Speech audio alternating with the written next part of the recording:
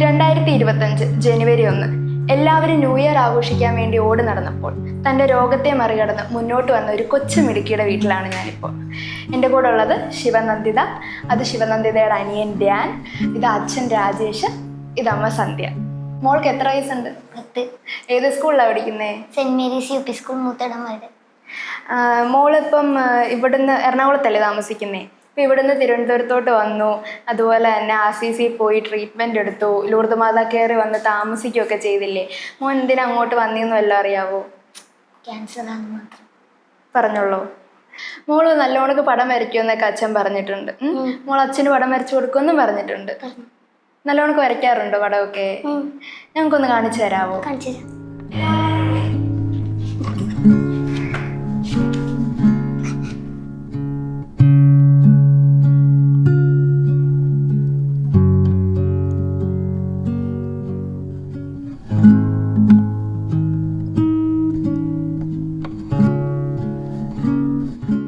കൊള്ളാട്ടോ, നല്ലോണക്ക് വരച്ചിട്ടുണ്ട്. Thank you.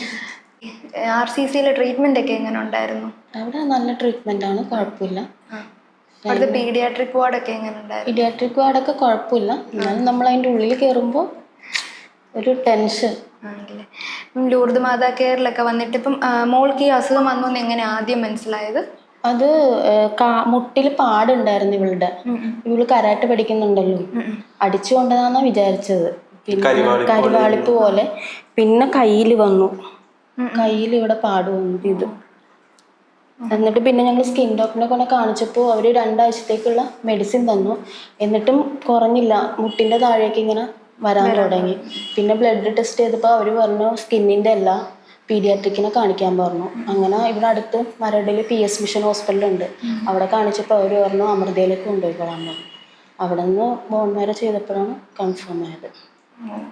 അപ്പം RCCയിൽ ഏത് ഡോക്ടറിനെ കാണിച്ചുകൊണ്ടിരുന്നത്? മഞ്ജുഷ ഡോക്ടറുണ്ട്, മെയിനായിട്ട് മഞ്ജുഷ ഡോക്ടറിനായിരുന്നു. പിന്നെ കുറേ ഡോക്ടർമാരുണ്ട്, നന്ദകുമാർ, ഇതൊക്കെ കുറേ ഡോക്ടർമാരുണ്ട്.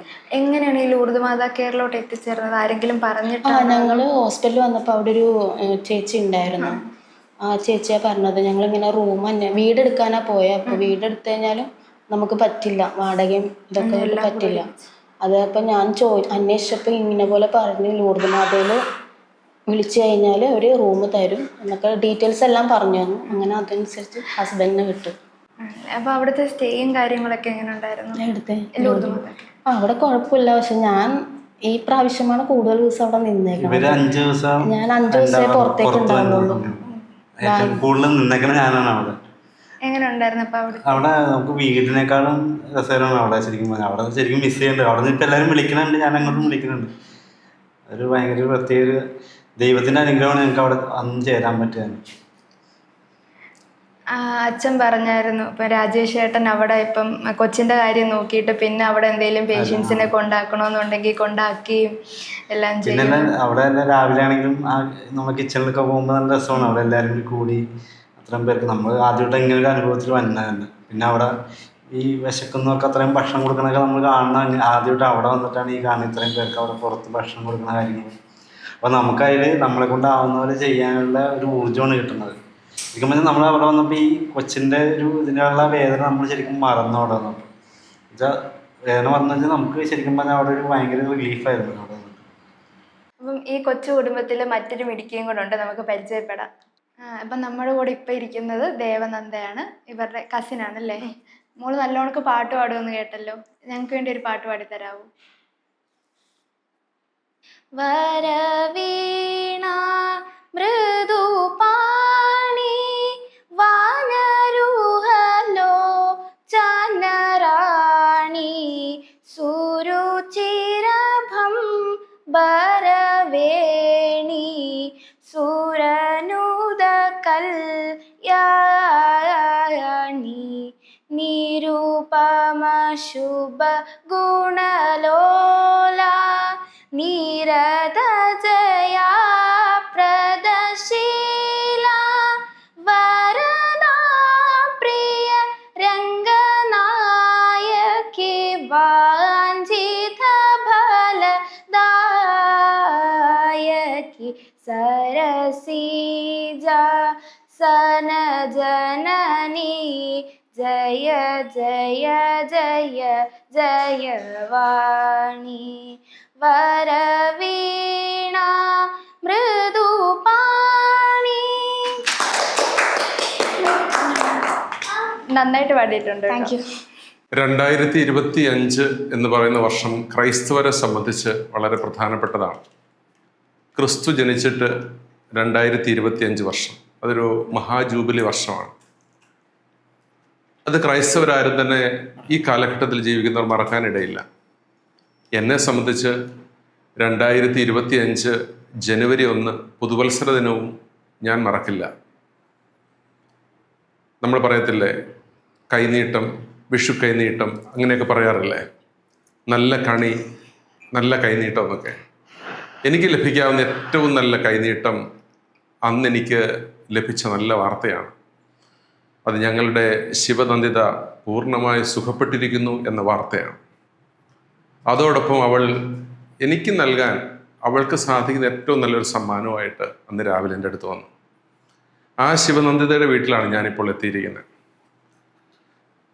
നമ്മളൊക്കെ ഓരോ നാട്ടിലും വിവിധ ജോലികൾ ചെയ്യുന്നവരെ പല രീതിയിൽ പ്രശംസിക്കാറുണ്ട്.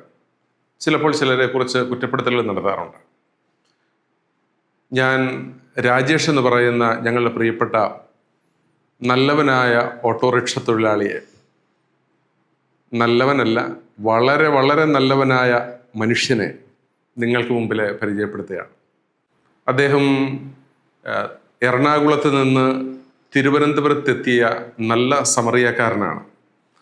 തൻ്റെ മകൾ ഗുരുതരാവസ്ഥയിൽ ആശുപത്രിയിൽ 4-3 സമയവും അഡ്മിറ്റായിരിക്കുന്ന സമയത്തും പകൽ നേരം മുഴുവനും രാജേഷ് ലൂർദ് മാതാ കെയറിലെ രോഗികളെ പലയിടങ്ങളിൽ അവർക്ക് ചികിത്സയ്ക്കായിട്ട് ലൂർദ് മാതാ കെയറിലെ വാഹനങ്ങൾ ഇങ്ങനെ പോയി വന്നുകൊണ്ടിരിക്കുമ്പോഴും അതിനിടയിൽ അവിടെയുള്ള രോഗികളെ തന്നെയും മറ്റു രോഗികളെയും 10 പൈസ പോലും വാങ്ങിക്കാതെ ഈ നല്ല സമറിയാക്കാരൻ അവിടെ തൻ്റെ സഹായഹസ്തങ്ങൾ തനിക്കാവുന്നതിൻ്റെ പരമാവധി നീട്ടിക്കൊണ്ടിരുന്നു.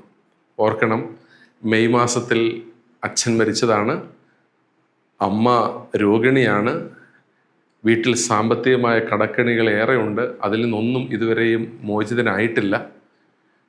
കുഞ്ഞിന് അസുഖമാണെന്ന് അറിയുന്ന 1-ാം ദിവസം ഒരു വലിയ സ്വകാര്യ ആശുപത്രിയിൽ അവിടെ കൊണ്ടുചെന്നപ്പോൾ ആദ്യത്തെ ദിവസം തന്നെ 60,000 രൂപ കഴിഞ്ഞു.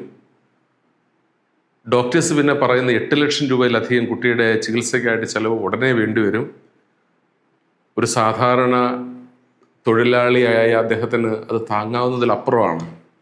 അങ്ങനെയാണ് അദ്ദേഹം തൻ്റെ കുഞ്ഞിനെയും എടുത്തുകൊണ്ട് RCCയിലേക്ക് വരുന്നത്.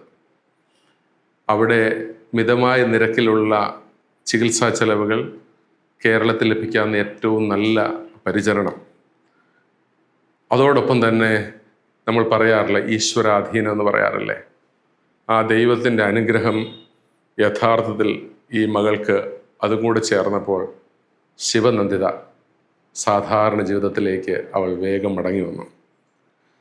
നല്ല സമറിയക്കാര, അങ്ങയുടെ കൈകൾക്ക് ഒത്തിരിയേറെ ശക്തിയുണ്ട്. വളരെ കുറച്ചു പേരെയാണ് ചില പ്രത്യേകമായ രീതികളിൽ കണ്ടുമുട്ടാറ്. എല്ലാവരും നന്മ ചെയ്യാറുണ്ട്, എല്ലാവരും കണ്ടു. പക്ഷേ സാധാരണയിൽ കവിഞ്ഞ വിധം ചില മനസ്സുകളെ വല്ലാതെ സ്വാധീനിക്കുന്ന വിധത്തിൽ ശ്രേഷ്ഠമായത് പലതുമുള്ള ഒരു നല്ല മനുഷ്യനാണ് ഞങ്ങളുടെ പ്രിയപ്പെട്ട രാജേഷ്.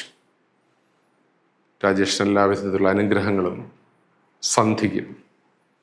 ഈ കുട്ടിയെ പരിചരിക്കുന്നത് വഴിയും ഈ കുഞ്ഞിൻ്റെ പാദങ്ങളുടെ സ്പർശനം ലൂർദ് മാതാ കെയറിൽ വന്നത് വഴിയും ലൂർദ് മാതാ കെയറും അനുഗ്രഹിക്കപ്പെട്ടു.